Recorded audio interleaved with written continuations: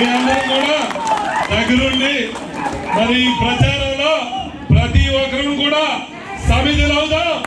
మళ్ళీ గెలిచిన తర్వాత ఇంతకింతటి బహుత్తరమైనటువంటి కార్యక్రమంలో భాగస్వాములు అవుదామని మీ అందరికీ కూడా ఈ సభాముఖంగా తెలియపరచుకుంటూ ఈ 25 రోజులు మీరందరూ కూడా గ్రామంలో ఇదే విషయాన్ని తెలియపరిచి ప్రతి ఒక్కరూ కూడా ఉండొచ్చు. కుటుంబంలో చిన్న చిన్న లోటుపాట్లు ఉంటాయి.